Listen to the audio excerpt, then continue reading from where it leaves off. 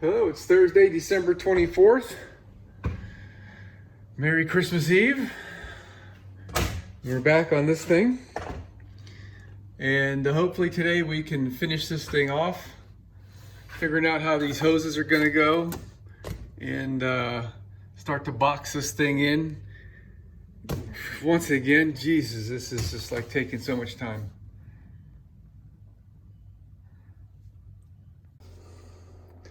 All right, man, we're really making progress today. It feels good. I got the back side of this trimmed off flush, put a couple screws in it, and I got a couple screws in there holding that in place. I've got this piece of red oak cut, and I think we're solid there, we're good. Our piece of red oak that we're gonna put down this left side is gonna come to around there, so it's going to cover that edge. Okay, and up on the top, I put my hose barb elbow in here, and then I redid this so it'll lay a little bit flatter. And I don't know why it seems to work out over here to have this drop down.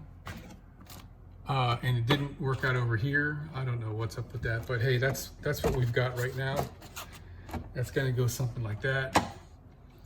I added a piece of aluminum angle right here to support this. I'll put a screw in it there and one here, over here or something. All right, and this, I have had 15 different things that I wanted to do here. I'm not too happy with the fact that this is running parallel to the side of the bus, but the side of the bus is not a 90-degree angle to the front of the bus. So we've got this angle here. I don't yet know what I'm gonna do with this. I might just leave it, but it kind of bugs me. I would have liked it to have been flat with the side of the AC unit. So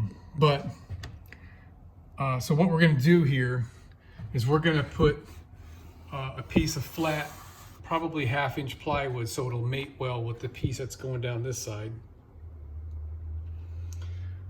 And that piece is going to come up, you know, to around here, right? And then that'll give us this part recessed deep in as far as we can go to make way for where my seat belt has to swing, my seat belt clamp.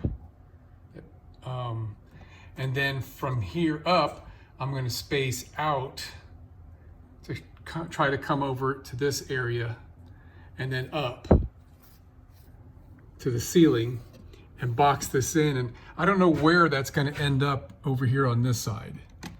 But as far as I got on this, it's gelling in my head that this is all flowing nice. The water is going to flow nice and everything is fitting. So I decided to put a little time into this down here. So we're building this up from both ends. So I couldn't really cut this piece of wood till I had this in place, because that was the boss on that seam down there, right?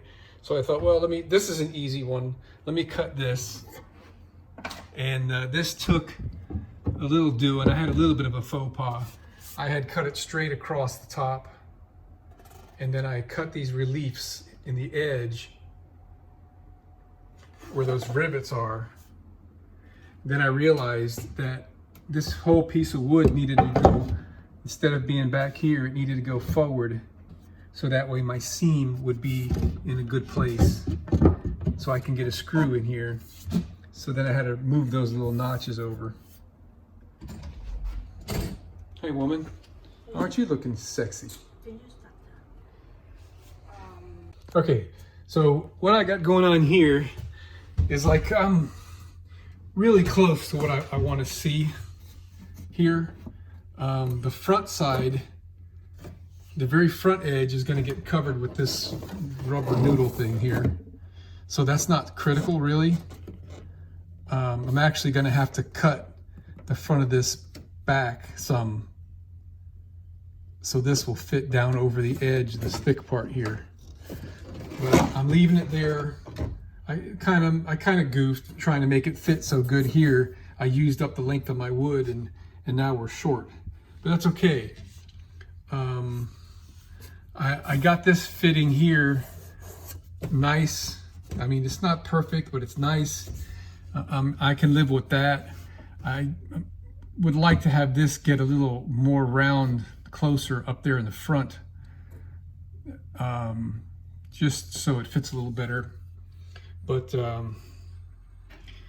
I think it's time for me to make another template piece out of this template and compensate for this little error here that I don't like, and then make it 1 inch longer and make this all fit.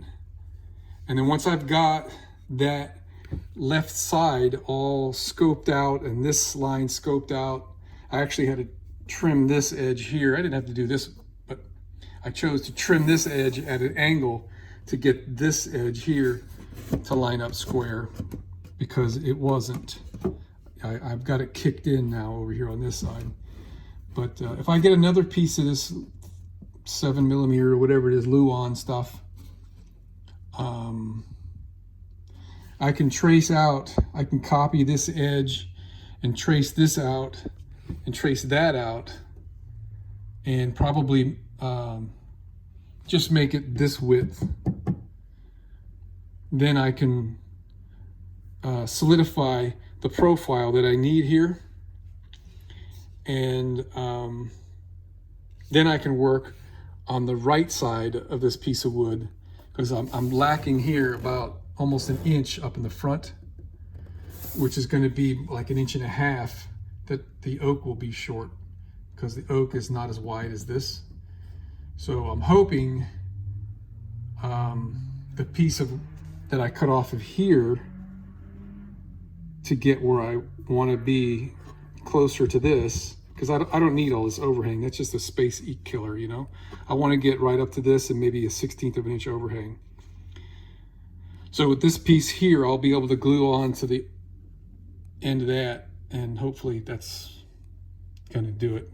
Maybe I'll have to glue 2 pieces to it, because I only need about 10 inches here, and I've got 30 that I'm going to cut off of this. So we're getting really close. All right, so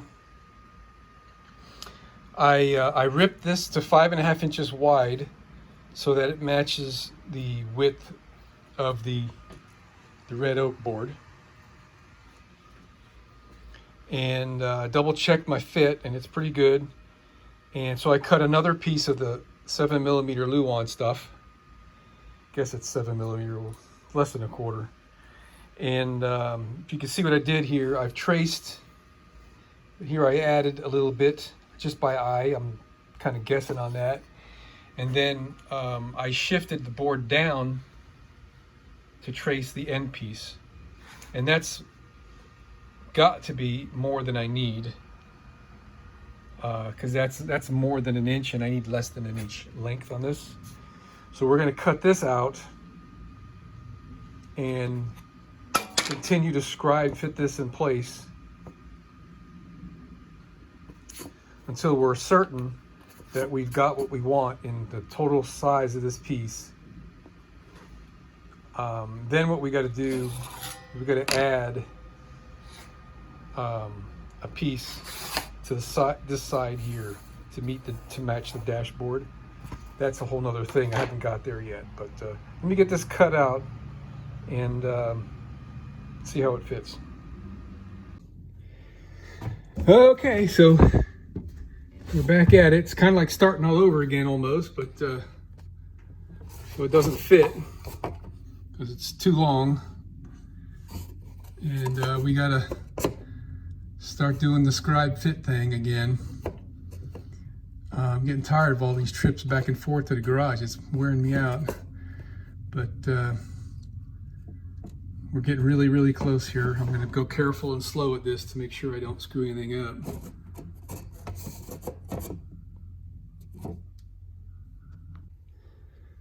All right, I'm happy with this. I think this is as good as I'm gonna get. We're up against the edge here. And I actually do need to trim a little bit right here. It's keeping me. I mean, it's just like right there. But I've got the end piece cut and the rubber piece fits over it. It looks really nice. I like it. It's a little bit too long on this end, but I'm going to leave that for a final fit on the oak board. So I think I'm ready to transpose this shape into a piece of oak board. And then once I get that and then get it fitted in there like it needs to be, then I'll work on that other little piece to fill that corner there last. But this is very inspiring right here. I'm tickled that it's come out as nice as it has. All right, here we are at the oak board. Just plain old red oak from Home Deep Schmo, 3/4 inch, 5.5. I like this stuff. It's expensive, but it looks good and it'll hold up well to wear and tear and moisture, since this is going to be around the window. So I'm getting ready to make my marks, and what I'm going to do, compensate here, I'm going to bring this back a little bit, just to give me more to work with. And after I make these lines, my cutting guide, a rule, I guess I would say, is that I need to remove the pencil marks that I make. So let me get this thing marked up, and there's my little pencil. All right, here goes. I know we're too long here. That's going to be a final fit thing. We're probably a 1/4 inch or 3/8 too long, and that's cool. So I'm gonna go ahead and just cut this with the table saw. That'll be the easiest. And I marked the top here. So what that's there for is to keep me from screwing up, right? Because if I make a cut like this guy right here, the bottom of the blade is going to cut further along than the top, and I don't want to have a gash. So I need to make sure that I always work with this up when I'm making cuts with the table saw up into corners that way. This here I'm going to have to do with the jigsaw, and I'm going to do this with the table saw. Okay, that wasn't so bad. So here we go. It's basically bring it in the bus and do a scribe fit all over again to fine tune this fit. And here's what I was talking about earlier, where the saw blade goes further up. So that's fine. Oh, that's good. I'm gonna have to set up a burr tool to trim this in my milling machine / drill press over there, because I don't have any. I can't take this to the bench grinder and do it. There's too much wood here. That's what I was doing on the thin stuff, was just hitting it on the bench grinder. So let's see what I've got. I'm going to give this a shot. This is a smaller diameter than I like to use. The smaller diameter makes it a little hard to make smooth radius. I have sandpaper ones, but that would be just painfully slow. So I'm going to hook this up in my milling machine here. And then I've got my sacrificial board here that I put in the vise.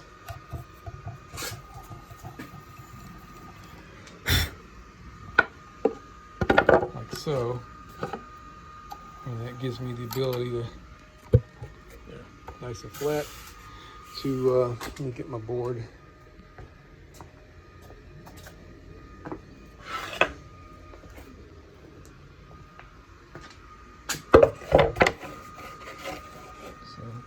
This bit out, put the other one in there. I'll raise the table up a little bit, and I'm going to start by trimming this and see how that goes.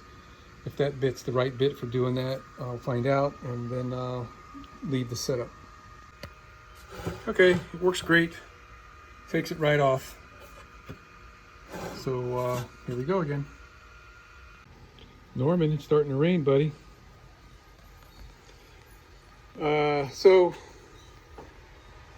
Everything is fine.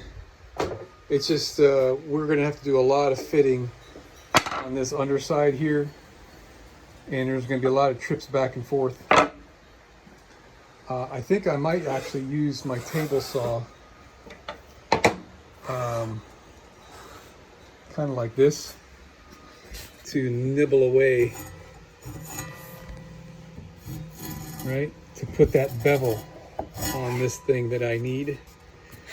But I'm kind of tired and I'm really hungry, and my son is here for Christmas Eve, so I'm gonna call it quits.